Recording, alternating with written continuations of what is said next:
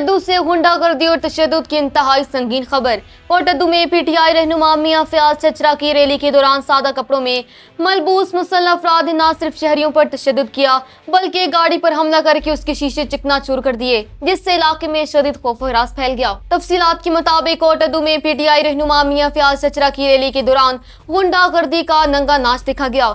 Anne Shahidin के मुताबिक सादा कपड़ों में मलबूस नामालूम शरपसंद अनासिर ने वहां मौजूद गाड़ी को निशाना बना डाला।